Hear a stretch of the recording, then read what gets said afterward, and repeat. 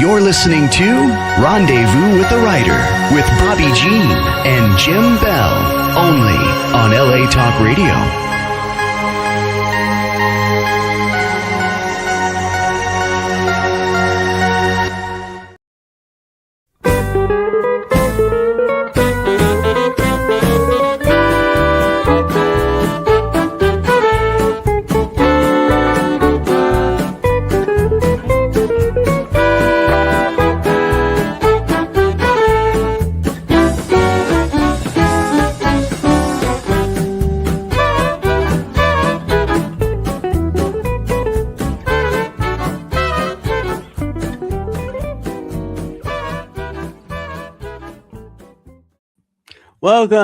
Welcome to Rendezvous with a Writer, where readers and writers meet. And story is everything.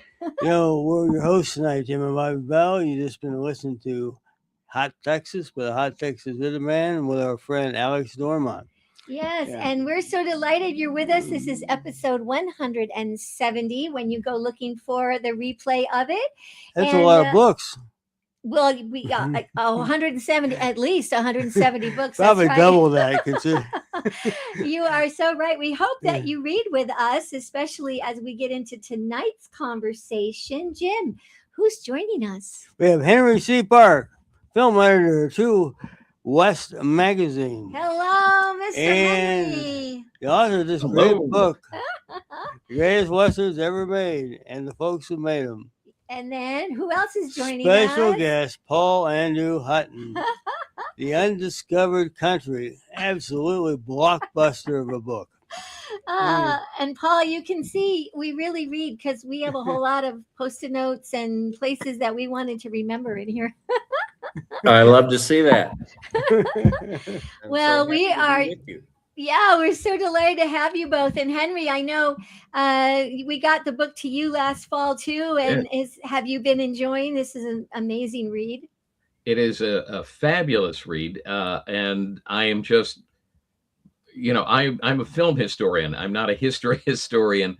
So I'm learning so much from it. And it puts so much of history into a continuity and context that usually when you learn it piece by piece, it lacks. So it's terrific work, Paul. Thank you very much. Yeah. So everybody listening or watching, or whether you're doing it live tonight or down the road, you must buy this book, but we're going to talk about it in greater detail in just a little while. So let's see. Henry, we said, is the author of The Greatest Western Films Ever Made. And Henry, where are you joining us from tonight? Tonight, I'm in Los Angeles, California. You are. You're back. Your California time. And then Paul, as we just quickly said, is the multi-award-winning historian and author of this runaway bestseller that we're going to feature tonight, The Undiscovered Country. And Paul, where are you tonight? I'm in beautiful Cody, Wyoming. Oh, very good. We'd love to be, we'd love to be either of those places, right? Yeah. So, Henry, it's the first Thursday of the month. For those of you that follow us, we know on the first Thursday, Henry gives us the latest news on what's happening in Western film and TV with Henry's Western Roundup. Henry, take it away. Thank you. I'd love to. Now, if you're going to be in or around Southern California between now and April 19th, I urge you to visit the Ronald Reagan Presidential Library in Simi Valley. In addition to the beautiful mountain location and the many fascinating displays related to Reagan's presidency, there is a must-see show, Cowboys, History in Hollywood, which I cannot recommend too strongly. Surprisingly, there is more history than Hollywood, with wonderful artifacts, beautiful saddles, guns, hats, the history of cattle raising, the history of barbed wire, mementos of Bill Cody, Annie Oakley, and one of my favorites, a skull-shaped ivory watch fob that belonged to Cole Younger. Oh. There's a gallery that looks at our three cowboy presidents, Teddy Roosevelt, Lyndon Johnson, and of course, Ronald Reagan. Hollywood-wise, Clint Eastwood has loaned them costumes and guns from Unforgiven and The Outlaw Josie Wales. Kurt Russell has loaned them guns and costumes from Tombstone and shot a welcoming video. The families of Roy Rogers, Joel McRae, and the Lone Ranger, Clayton Moore, have loaned them costumes and props in the most popular display of all, In taxidermy glory, Trigger and Buttermilk and Bullet. They're back. Oh, they are. Yes. Oh. Now, the True West with my article about the exhibit won't be published for a while, but Okay. my full article will be posted at the True West website next week. And if you can't get to the Reagan before April 19th, the show will be moving to the Mulva Cultural Center in De Pere, Wisconsin. Now, I don't know how many people caught up with the Netflix Western miniseries, The Abandons, starring Gillian Anderson and Lena Headey as dueling matriarchs in a story that has no awareness of the West and its history whatsoever. I never got past episode 1. But for those of you who got through episode 7, spoiler alert, it ended with the big cliffhanger. Only one of the 2 stars escaped from a burning building, silhouette and unidentifiable. Who escaped? You're never going to know because Netflix has decided that there ain't going to be no season 2. Now, the January-February True West is our annual Best of the West issue. And in my column, I take a look at the best Western films, Western film business in general. And I call out what I think are the best Westerns of the year in several categories. The current Henry's Western Roundup features my interview with Bulgarian-born filmmaking sisters Biljana and Marina Rozdanova about their film, Eastern Western. And as soon as I can, I'll be posting the February Roundup. In the True West, I named Frontier Crucible the best Western of the year. And in the new Roundup, I interviewed director Travis Mills, producer Dallas Saunier, and star Thomas Jane. My newest piece for the INSP blog is Zane Grey's Western World, whose stories have been filmed more often than any other Western author. And you can read all about this and so much more at henryswesternroundup.blogspot.com. Henry, we always want to sit down and watch movies after we talk to you, after you talk to us. I was so happy when you told me that after you read the greatest Westerns ever made, that you were making your way through the pictures I talked about. That's it's really exactly fun. what I hope people will do. Yeah, it's a great suggestion. Just, pick up a chapter or start with one and read that and then get it and then have it in front of you. So when you're watching it, like, oh, that makes it just all the more lively, right? Well, we want to take a moment, gentlemen, with both of you before we dive in depth into Paul's book, because it's so fun having both of you here. And you both contribute fairly regularly, right, to True West magazine. Oh, yes. And the last 3 issues, Henry just mentioned this one, January, February, but going back to September, October, we have these 2 charismatic gentlemen on the cover, and this was a cover story written, I do believe, by you, Mr. Hutton. Yes, That is correct. The Dancing Horse. Which one is the oldest one there? well, this is the oldest one. This is okay. Yeah, this is the September, October. We had September. Okay, which was September, October? This one, the one I just held up. This is the one. It has a list in there of the top 10 Western museums, and Buffalo Bill's number 2. Yeah. Did you? And since you're there right now, Paul, did you want to say a couple words about the museum? Tell us about that fabulous place. Well, I don't. Well, I do know why it's number 2, because of course the Scottsdale Museum was number 1, and it's right there in Bob Bell's backyard. But let me point out that the Buffalo Bill Center of the West is a world-class museum complex. We have 5 different museums: the Draper Museum of Natural History, the Whitney Gallery of Western Art, a magnificent firearms museum, the Plains Indian Museum, and of course the best of them all, the Buffalo Bill Museum that I curate. And then we also have the fabulous McCracken Research Library, which is an incredible resource. It's one of the finest libraries on Western history anywhere in the world. And Cody is just a wonderful town. It hasn't been spoiled like Bozeman and Jackson. and it's still the real thing. It's almost like going back in time to come here. In fact, I just learned, this is the biggest deal in the world, that I'm invited to be in the July 4th parade. Oh, Because of the success of my book, and they feel that it ties in with their theme, which is Legends of the West, for our 250th, of course, celebration. And my grandkids are going to be really impressed. I'm in the July 4th parade here in Cody, how fun! which is the high point of the year, the social calendar here in Cody. So. How But fun! anyway, everyone should come to the museum. It's just a fabulous experience, and I think it's wonderful for the whole family. Yeah. And we're the gateway to Yellowstone, so just put it as part of your Yellowstone journey. Now, in this issue, which is September, October, we just want to also point out that right here, although you two gentlemen are meeting face to face tonight here on StreamYard, you're both there. You were both there on the same page, on whatever page that is. Yes, 11. And how fun is that? So, Henry, and in this issue, you had an article that was very, very interesting. That was about. Well, you tell us about this article for a moment, would you? Is that the one with a century of tribal disenrollment? Yes. Yes, that was my article about.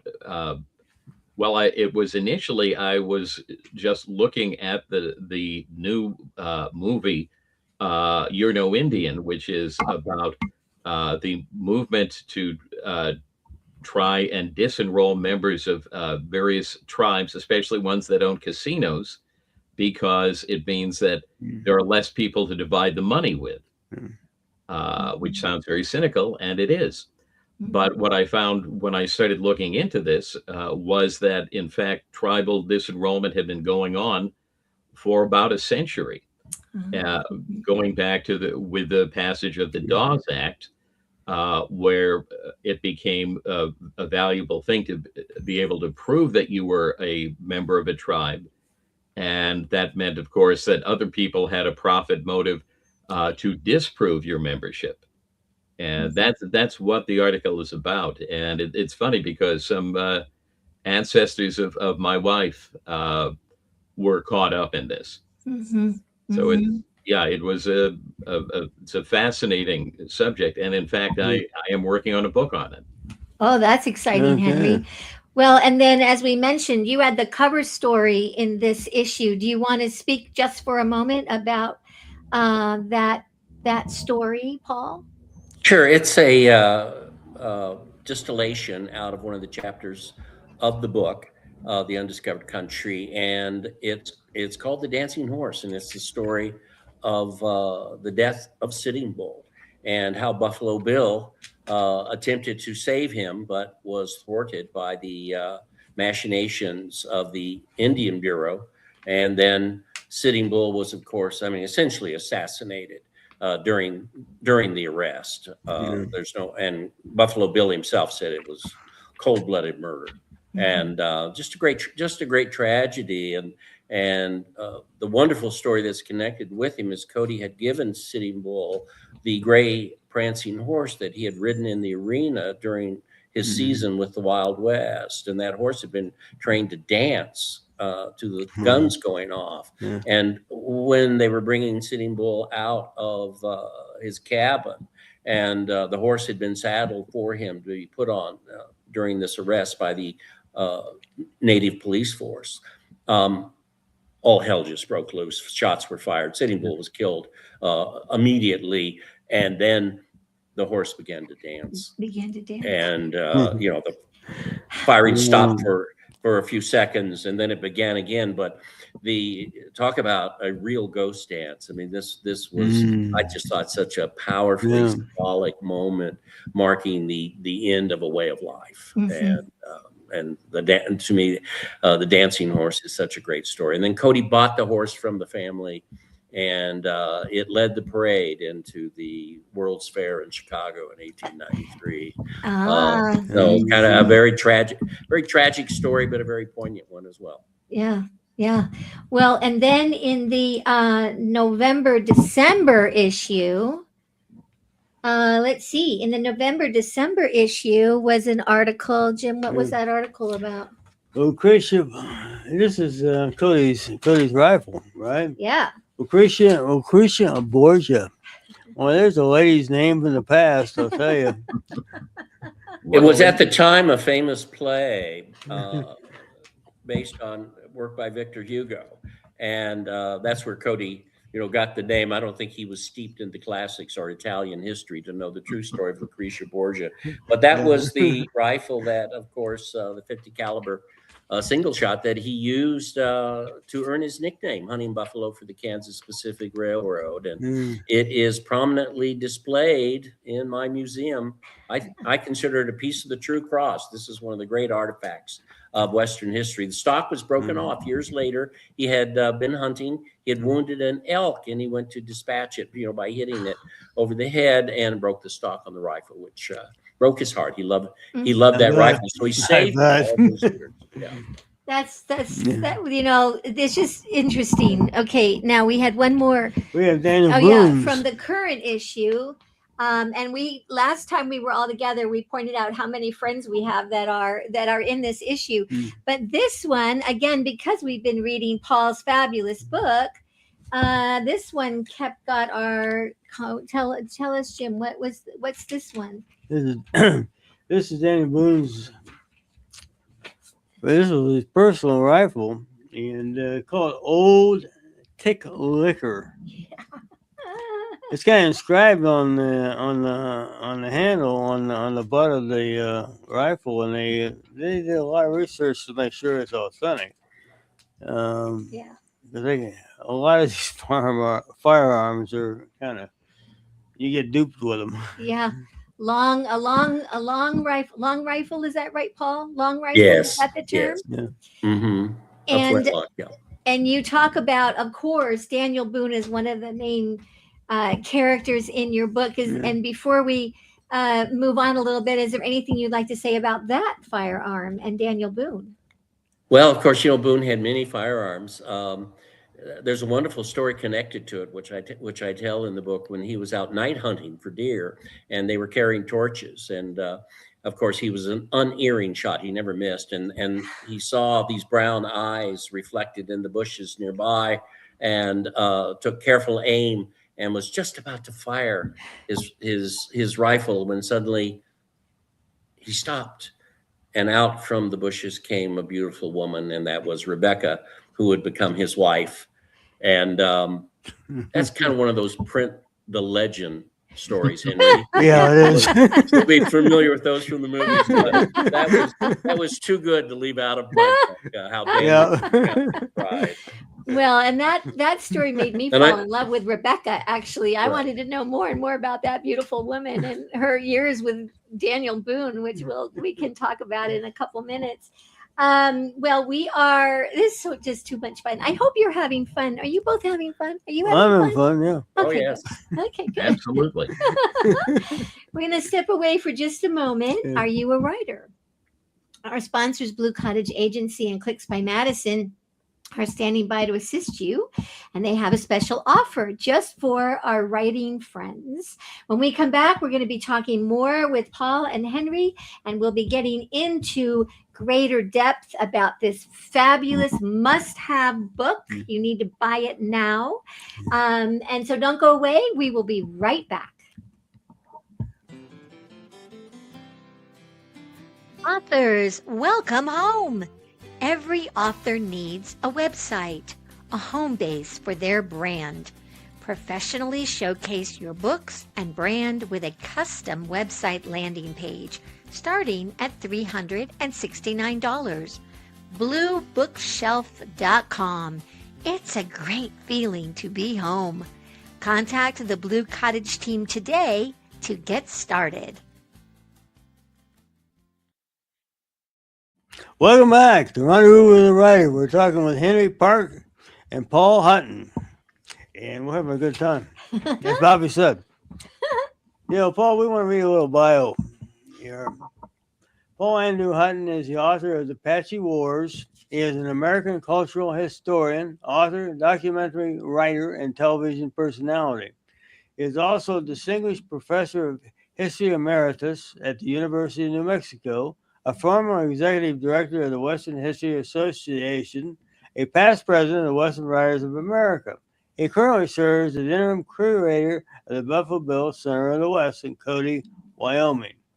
And he's won a lot of awards. There's a lot of awards. You And know, there'll we be got a- more coming, I'm sure. We got a fun fact, and I actually took this from the bio you sent us.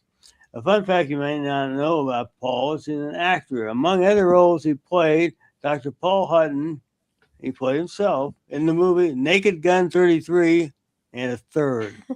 How'd that happen? Well, indeed, I did, and I deliver O.J. Simpson's baby in the movie, and it was actually just like 2 weeks before the unfortunate incident with my friend O.J. And he was just, frankly, the nicest. He really was the nicest guy in the world.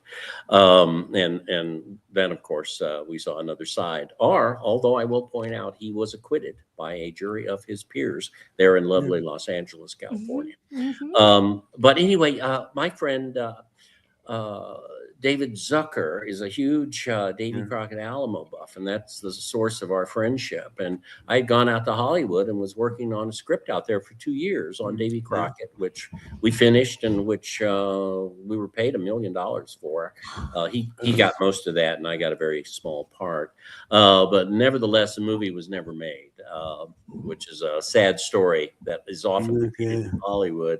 But while we were doing that, while we were working on it, he said, "Hey, come be in Naked Gun." And it's, it was the third of that trilogy, and so I played the doctor at the end that does the last gag joke where I'm delivering OJ, what appears to be O.J. Simpson's baby, and Frank Drebin suspects O.J. of fooling around with his wife. Still a wrestler. It was a real thrill, of course. Working on that movie, I got to meet all these stars, and it was crazy. Not only was O.J. there, but his good friend Kardashian was often on the set, and Anna Nicole Smith, was in the movie, and a whole host of other stars that I would be having dinner with. It was just incredible. George Kennedy. We have to watch it. Yeah. You know what? When we're off the air and we're having our chili, I think we need to watch it. Can you find that Yeah, movie? we're gonna find that movie. Yeah. Yeah, I know. Pretty funny. I had 6 lines, and somehow I was overlooked by the Academy. I don't know. Well, what do they know? If you have speaking lines, they got to pay you, right? Indeed, I was paid, and I got residuals for several years. Oh my gosh! All right. Oh my gosh! Well, we before we get into the book, we have a question for you, and we heard this actually from an interview you did with Bob Bell recently, and we were just somewhat flabbergasted. So, for all our writer-author friends out there, it sounds like you write longhand. I write longhand on yellow pads. Yeah. I used to actually use a fountain pen because to me it's the flow of the pen, the scratch on the paper that connects to the brain. I can't explain it, but now the gel pens are so good I can actually write with a gel pen. Although there are just certain pens that I have to have, and I buy them in bulk.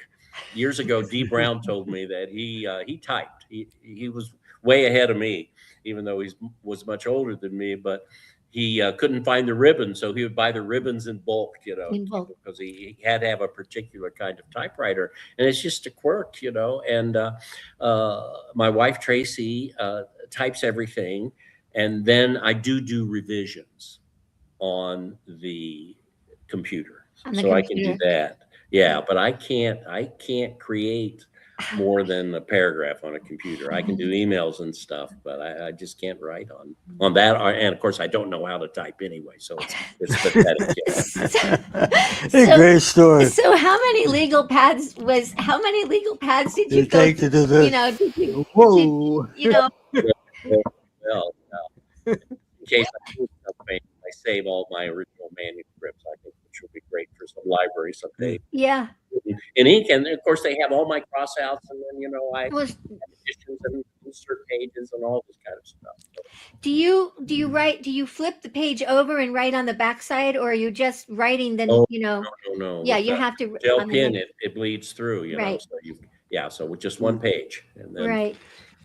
my goal was always 7-8 pages a night. Okay. That was You the know, goal. I mean, the key to success at writing is to sit there and write.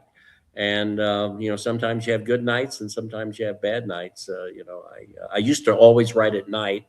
I've kind of changed that since now I'm older and can't stay awake past 9 o'clock. But I now can write in the morning. Although that's tough for me. And I'm always so jealous of my author friends who, you know, get up at 5 and actually get to work and write and are done by noon, and then their day is free. While I usually don't start till about 4 o'clock, and then go till, you know, about 9. Yeah. And that's kind of the routine, but you got to do it every day. Yeah. Henry, what do you do when you're working on your articles or when you wrote the book? Well, I do everything well. I do a lot by hand, not longhand. I print everything. My handwriting is so dreadful that it was when I got my first little portable typewriter, a little Olivetti Underwood Letterer 32. It turned me into a writer because I couldn't bear to look at my words until I had that. So I was the opposite That's so experience for interesting. Paul. That's so interesting. Yeah, absolutely. I could not have become a writer if I had to do it longhand. So let me ask one more. Yes, and then we have to get into the book. We do. Yeah. But regarding the I interview, know. I thought that was a good interview that you had with Bob Bell. One thing else thing that came out, you write with music scores in the background? I do indeed. Yeah, I play soundtracks, and my favorite is actually, well, I love Dmitri Tiomkin's The Alamo, which I think is a really underrated soundtrack. But my favorite is How the West Was Won by Newman. There you go. And I was writing one day, you know, and scribbling away and listening to that soundtrack, which is so great. And suddenly I realized, oh my God, I'm writing How the West Was Won, although the book's also about how the West was lost, because it tells both sides of the story. But I realized that my structure was very similar to the structure of Webb's script for that film. So, and I wouldn't call that a great movie by any stretch of the imagination, but I love a lot of bad movies. Yeah. And I love How the West. Well, we're going to shift gears and begin to get in this amazing book. And congratulations. The Wall Street Journal named it one of the top 10 books of 2025. The top 10 books. That's just astounding. And I think, how many times now has it gone into reprint, Paul? Are you up to 4 or 5? It's in the 5th printing now. 5th. And I just ordered a couple copies off Amazon. They have a great price on it right now, and I do that so I can see what the printing is. You know, and I got 5th printings, which means they've sold out of 4th printings. In fact, the book the good news was the book sold out in 10 days. The bad news was the book sold out in 10 days, and there were no copies for a whole week. And then it sold out again just before Christmas. So there were at least no copies on the internet. You know, Barnes and Noble had copies, Books A Million had copies, so people could go to bookstores and get them. But you know how folks are on Amazon; they want to push them. I know. You suppose there might be some jealous authors out there? No, not in Western history. No Western writers. No, that's not been our experience. No. Well, you know, I'll confess that I check numbers on Amazon all the time, and I check the numbers of my colleagues who are writing Western history, and I'm actually very happy when they're doing very well. I don't want them to do better than me, but I'm very happy that they're doing well. And there are several books out right now that are doing well. You know, Paul Hedren's Sitting Bull's War, Pete Cousins on Deadwood, Brothers of the Gun. Yes.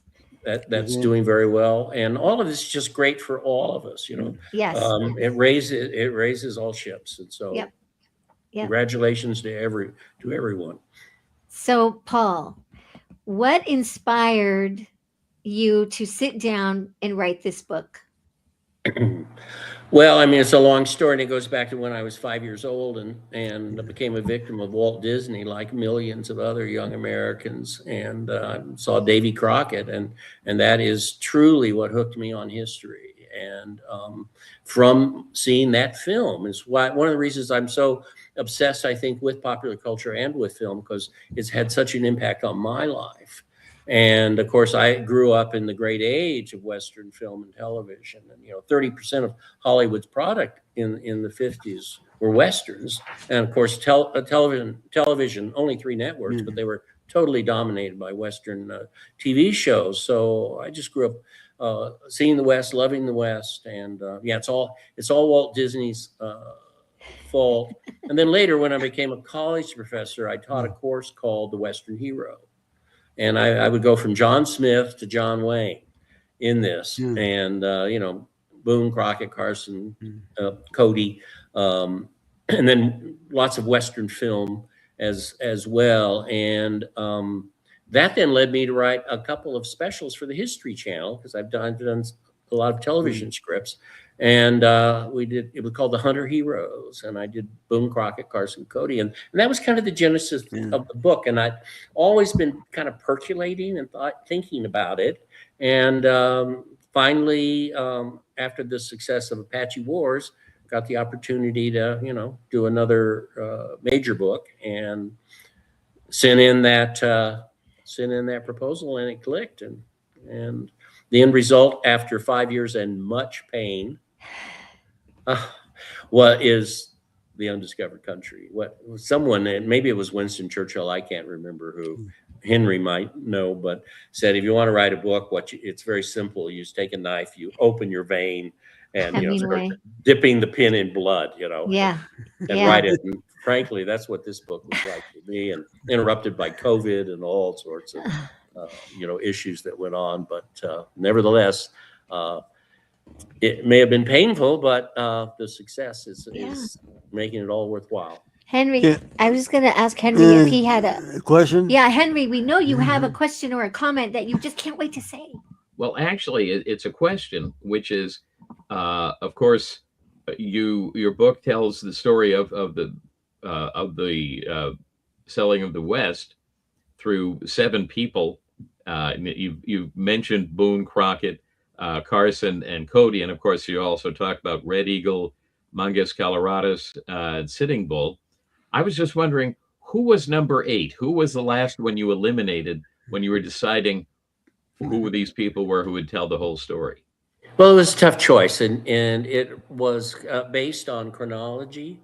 And I knew I wanted to start with Braddock's defeat, because Boone was there, Dan Morgan was there, George Washington was there. They're all major characters in the book, and I was going to end at Wounded Knee, and so I needed characters that could carry my story in a geographic sense from coast to coast, and then also tell the story in a chronological sense. Right. And so I had my 4 frontiersmen, and so I had to make a tough decision. For instance, a character who I may do my next book on, William Wells, who's a frontiersman up in the old Northwest, who has fascinated me all my life.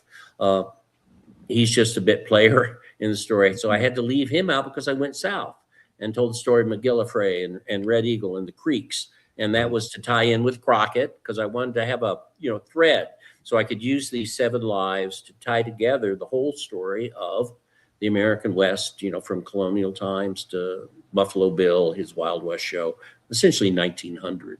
And when, the frontier West comes to a close.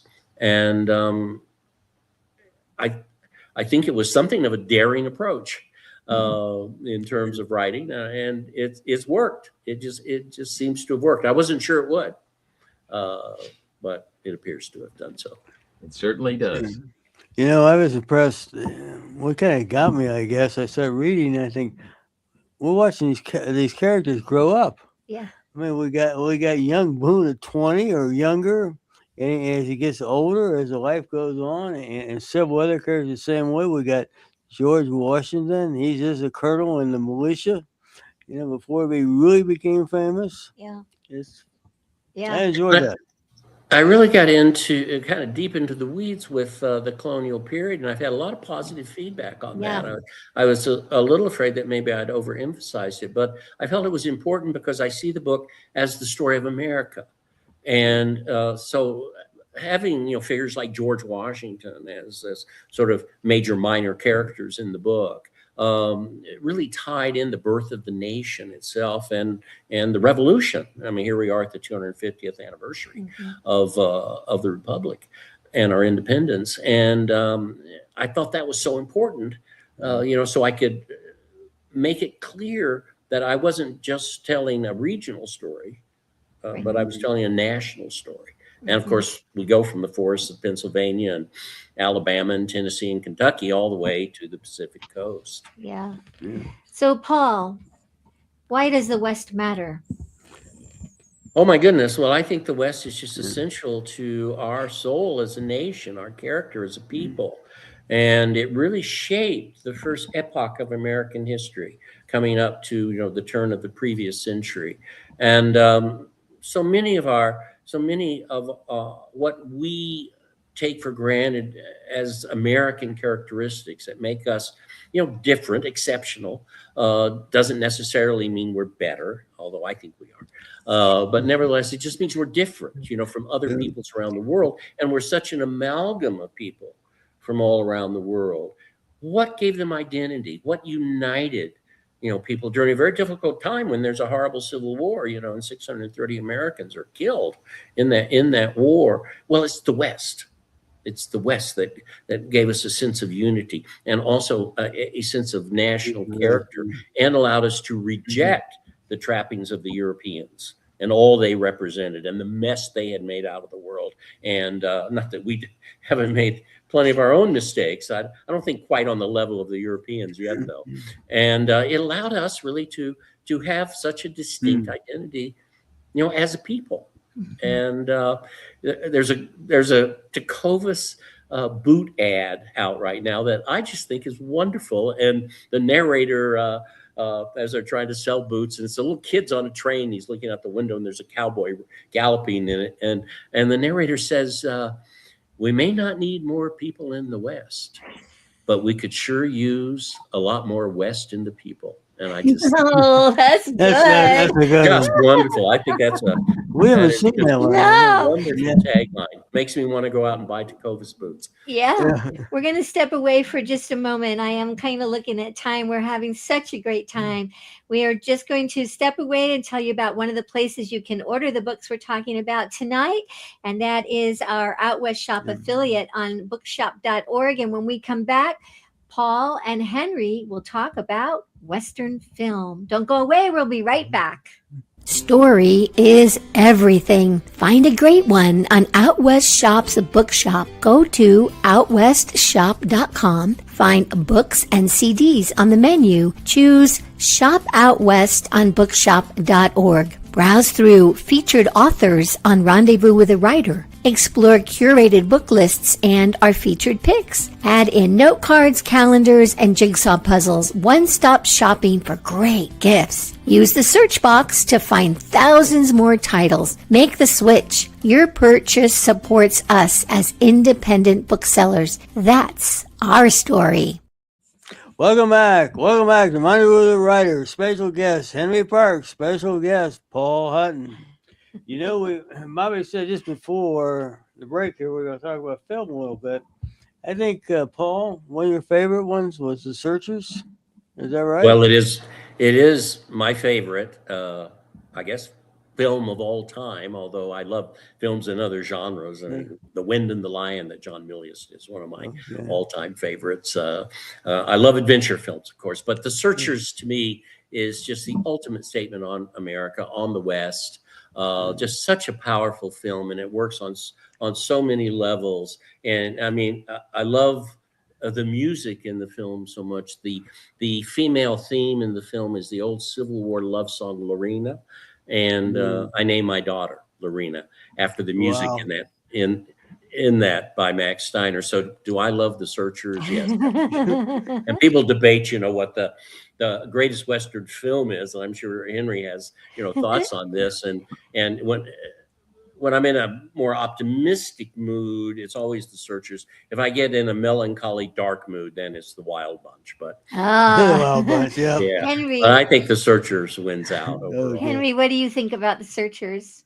Oh, I love The Searchers. It's a wonderful movie, and for fictionalizing what was going on at that time, and the story of people that were taken captive and the problems of getting them back, I think it does a wonderful job.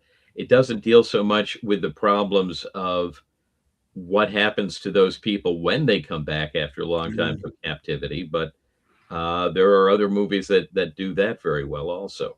And Ford did one of those in Two Rode Together, where he then That's deals right. with that very issue. But I think even at the end, and this is the brilliance of Ford, and Henry understands this, when Natalie Wood is being brought into the cabin just before the famous scene where John Wayne walks out into the desert. But when she's being brought in, she's afraid, and she does these very furtive looks around. So that's kind of setting up that it's not going to be that easy, for her. And so he's even touching on that, and that the kind of dark racism that dominates that movie, and the way the movie shows how this seething hatred, that some of the pioneers had against the natives, and vice versa.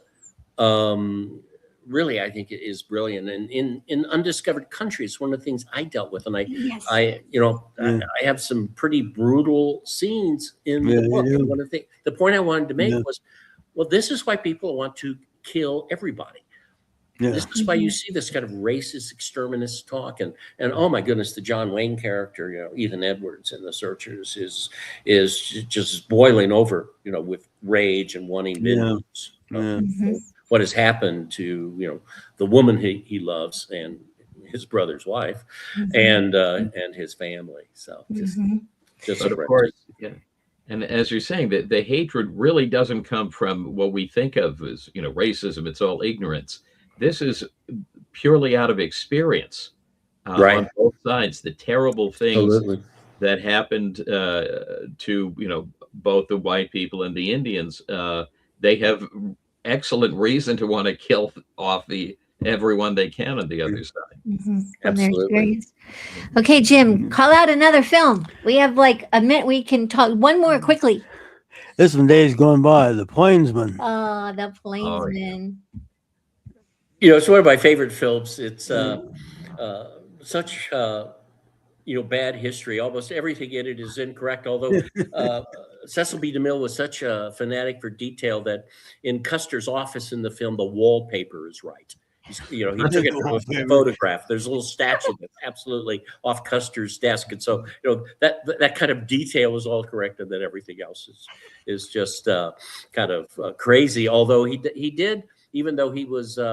The studio didn't want it. He does kill Gary Cooper's Wild Bill Hickok at the end. James Ellison's Buffalo Bill rides just too late there in Deadwood, and I just love those big, kind of epic films, and there's always a certain quality of authenticity to a DeMille film. Henry? The detail. It's funny how you touch on the fact that they get the details right that make you absolutely convinced that what you're watching is true, but then they can make the rest up. Yeah, just totally. And of course, if my goodness, the most glamorous Calamity Jane in a long list of glamorous Calamity Jane is Jean Arthur in that film. Oh, just gorgeous. It's so great. As a Western film buff, you see Jean Arthur in The Plainsman, and then years later, of course, she's the faded beauty in Shane, and it's kind of poignant, And even after that, on a lot of television westerns, she kept going. Yeah. Okay, Jim, quickly. Okay, quickly, gentlemen. He's going to call out one more. Quickly. We have. Well, let's see. We got. How we get this one down here? Joe McCrae Cray. and Buffalo Bill. Yeah. Really just a bad movie. It was despised by the director William Wellman and by Maureen O'Hara, who stars in it. But it was a huge blockbuster success. It was in Technicolor, and Maureen O'Hara said that in those days, people would go see anything as long as it was in Technicolor. And she was the queen of Technicolor with her red hair. And Joe McCrae, whose grandson was one of my students, is just he's a fine Buffalo Bill, and he's so handsome. He's almost as handsome as the real Buffalo Bill. Not quite though. And it's one of those huge kind of pot boilers, and like the skirmish at Warbonnet Creek, which was between Buffalo Bill and one Cheyenne warrior, Yellow Hair, now becomes this gigantic battle that takes place. And so playing pretty fast and loose with historical facts. And the Wild West show, for which Bill is so famous, is just right at the very end. And he's saying goodbye to the audience, and he says, "God bless you all." And a little crippled boy rises up and says, "God bless you, Buffalo Bill." And Wellman hated that scene so much, he said he almost threw up. Oh my gosh! It sounded like Tiny Tim. View of Bill, I guess. And so in later years, when someone would say something really stupid or he'd be angry, he'd just say, "God bless you, Buffalo Bill." Oh, okay. Kind of like bless your heart. Yeah. Well, Paul and Henry, we really want to thank you for being with us tonight. This was just so delightful. And to our listeners and watchers, truly, once again, we couldn't put this book down. It is a marvel. It is a delight. It's like reading a novel. And it's just full of fabulous, engaging characters and situations, and it absolutely must be on your reading list. Gentlemen, very quickly, Paul, where can people find you, follow you? PaulHutton.com, and I am on Facebook as well. All right. And Henry, we'll see you next month with forward. Bob Bosbell and Stuart Rosebrook. And where can people find and follow you? Oh, they can find me every issue of True West, and you can catch my articles for the INSP channel at the INSP blog, and of course at Henry's Western Roundup at henryswesternroundup.com. All right. Jim, do you have a quote? We have a quote. We have a quote. Oh, we took this from the book, and this is from Daniel Boone. And he's near the end of his days, end of his life. And he says, "Many heroic actions and chivalrous adventures are related of me and only exist in regions of fancy. With me, the world has taken great liberties, and yet I have been but a common man." We thought that was pretty good. At least I did. I liked his wife. Yeah. Well, we really want to thank you again for joining us for tonight, episode 170, and to our special guests, Henry Park and Paul Hutton. We also want to say congratulations to Sam Hassan, the owner of LA Talk Radio, who makes this all happen. This is LA Talk Radio is entering its 19th year this week. He has been a pioneer in podcasting before anybody ever used the term. And congratulations to Sam. We want to thank Blue Cottage Agency and Clicks by Madison, our sponsors, and Alex Dormont and the Hot Texas Swing Band. Next week, we have another really wonderful rendezvous lined up. I read this on the train, could not put it down, did not sleep. The River Ghost. This is by Thomas Claggett. He joins us next week. He's a fellow New Mexican. I think he calls Santa Fe home. This is an amazing, he calls it a Gothic Western. You will not be able to put it down. So join us next week. Jim, do you have a closing thought? Again, thank you, folks, for being with us tonight. And as we always say, it's always a great day out west. Keep writing. We'll keep reading. And we'll see you down the trail. Thank you so much for being with us tonight. Thank you. Thanks, Thank gentlemen. you. Happy trails. Happy trails. Yeah.